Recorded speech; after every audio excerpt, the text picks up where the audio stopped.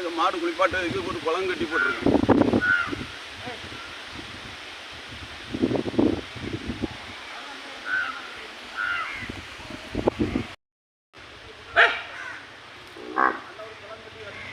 நல்ல தண்ணி எங்கே இருக்குது?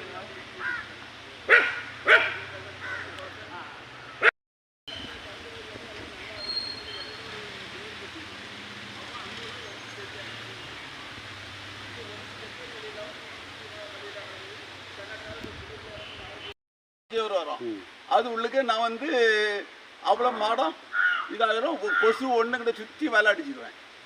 அப்போ எனக்கு ஒரு பிரச்சனையே இருக்காது. இன்னும் பில்லு ஒரு 3 ஏக்கரில் நான் பில்லு வளர்க்குறேன். அதை வெட்டி ஒரு வண்டி அதுக்குன்னு ஒரு வண்டி வச்சுருக்கிறேன். அதை அடிச்சு கொண்டு இறக்கிட்டே இருக்கும். இப்போ ஒன்றுக்கும் செய்ய முடியாத அளவில் இருக்குது. ஆள்கள் தங்குறதுக்கு இடம் இல்லை. இதெல்லாம் கோழி ஒரு நாளை முட்டை விடுவில்லை. ஒரு மாதம் 200 கோழி விற்பேன். சின்ன குஞ்சிலே வாங்கி அந்த சின்ன குஞ்சு அங்கே இடக்கு பாருங்க. அந்த சைடில் நான் குஞ்சு பொறிக்க வச்சு பெருசாக கூட இடம் பெருசான கூட இங்கே கட்டி போடுவேன். இதுக்கு இடம் காணாது. அது நான் எல்லாம் கட்டினாதான்.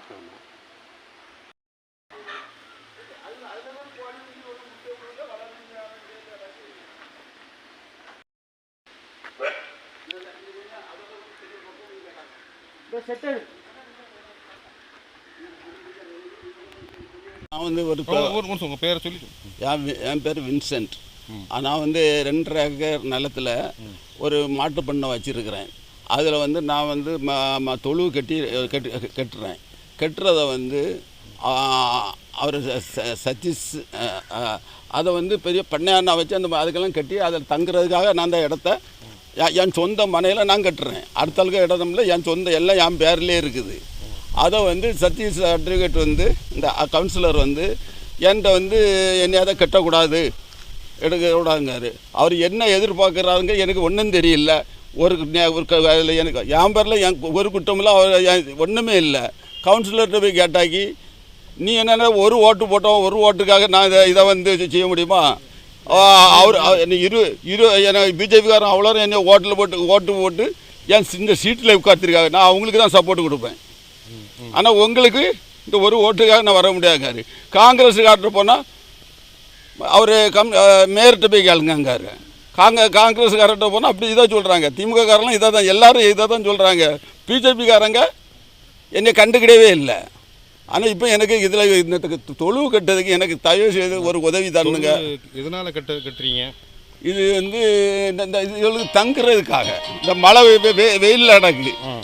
பல சோய்க்கேடுகள் பிடிக்குது. பல நோய்கள் மழையில் கிடக்கிறதுனால பல நோயில் வருது.